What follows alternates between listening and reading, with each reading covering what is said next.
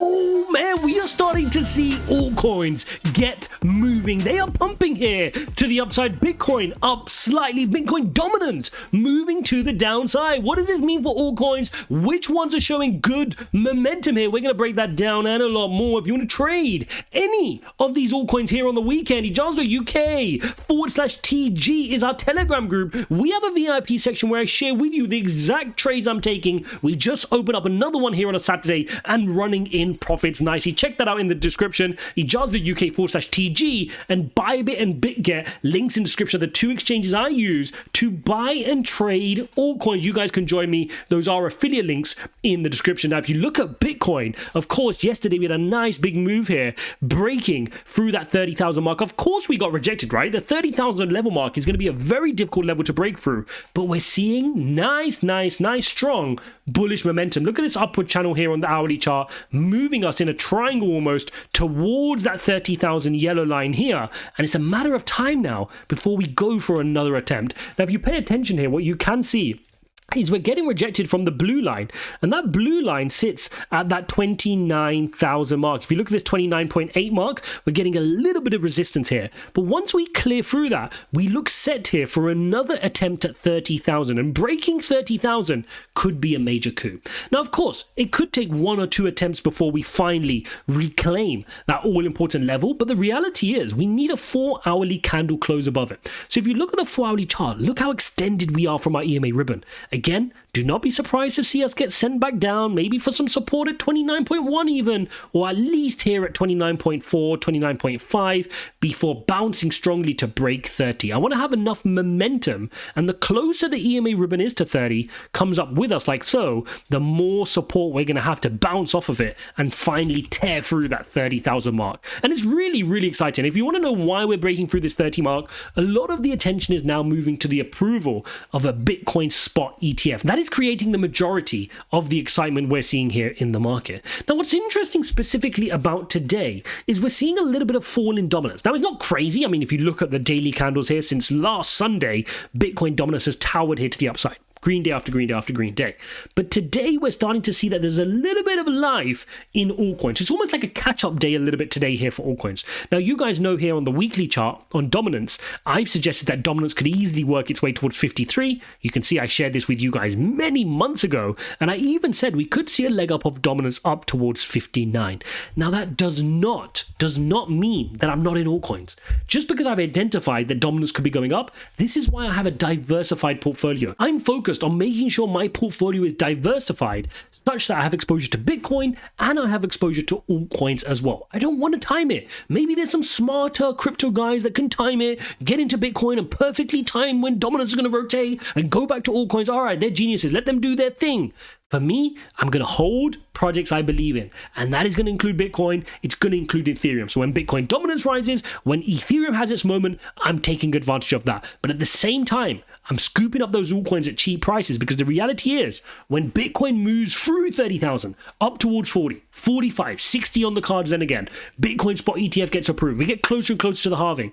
There is no way that money does not eventually then flow through to Ethereum, Bitcoins, and then your altcoins thereafter, okay? So there's no way I'm not getting in. And we're starting to see remnants of that here in the market today, because if you jump on over here to the bubbles, you will see Solana up 9.6%, Pulse Chain 6%, Phantom bouncing here nicely after the pain it's been in, up 4.5%, ApeCoin 2.9%. This is a trade we took in our VIP group as well. Chainlink 6.9% here, Sui 3.7%, Cardano 2.9%. We're getting a little bit of movement here in the market. Of course, you got Hex moving here 22% as well. Good to see a nice green day here on altcoins. Reminds investors that it's alive. They're alive, they're kicking. And the reality is, that's the difficulty of investing in altcoins, is you're in this position where you always feel like it's horrible. You feel like they're down, they're depressed. I mean, let's take a look at Phantom, for example, here, right? I've made a separate video on Phantom after their employee wallet hack. Make sure you guys go watch that to get my latest feelings on Phantom. But you're at these low levels, right? You're at lows which you had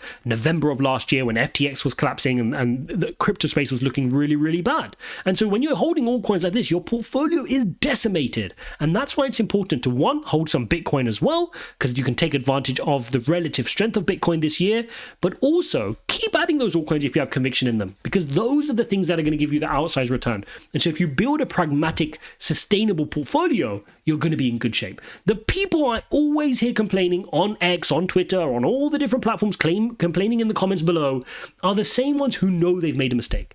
They doubled down and have 90% of their portfolio in a small cap altcoin. They have 85% in these altcoins, which they know they never really had conviction in. They listened to their friend who told them to buy this. They watched one YouTuber, and in that week, they were so pumped and believed everything that YouTuber was saying, and they bought this coin and put their whole portfolio in that coin. You know you made a mistake. Take onus of it. Take responsibility. Get yourself building a proper portfolio. And I've spoken about that over years now on this channel. If you guys are not heeding that message, then I don't know what else to say to you guys.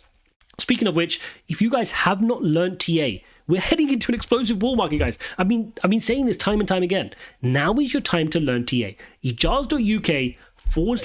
You're either going to take this opportunity or you're not.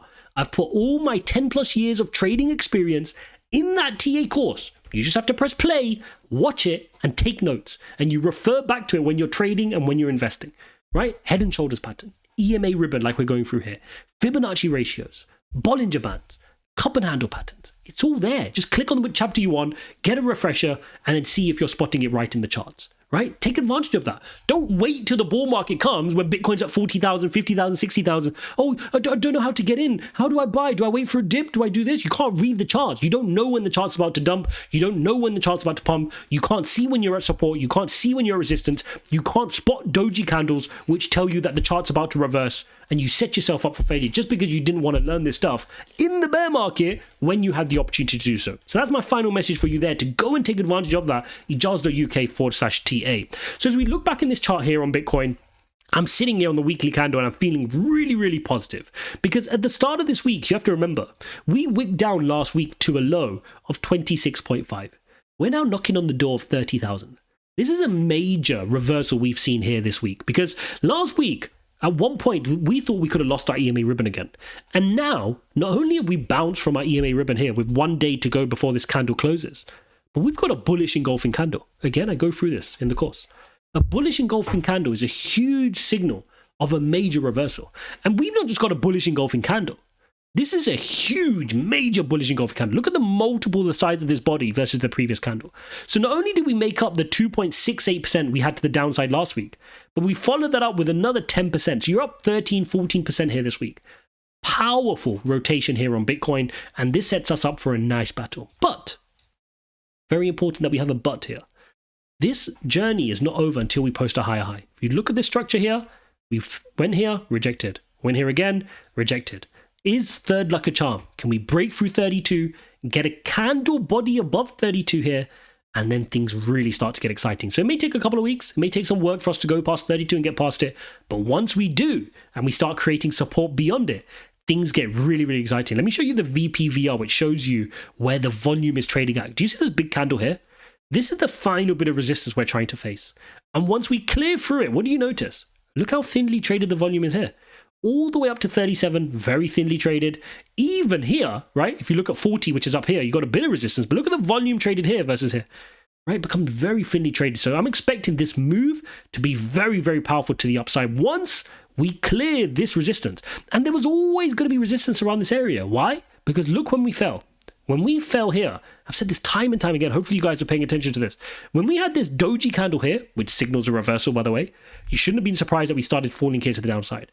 And we fell all the way from 48.3 to the downside. And when we fell, every week was red until here.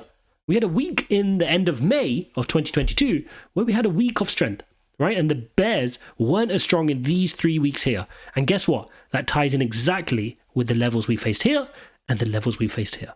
Okay? So we knew where we were trying to hold support here would be turned into resistance here and resistance here. So therefore, once we break through that finally, look at that. We fell so quickly here to the downside, which means there should be very little resistance here to the upside up towards 48. So my hedge is that this pump could be explosive, and it's certainly not one I want to be missing. Guys, if you appreciate these TA updates, even on a weekend, smash up the likes. I will be traveling to Dubai, so future content you will see probably in a different format, maybe on my phone, maybe on my iPad or whatever, but I will keep giving you guys the updates. So make sure you stay subscribed. Make sure you're in our Telegram community, ijaz.uk/TG, and I'll see you in the next one.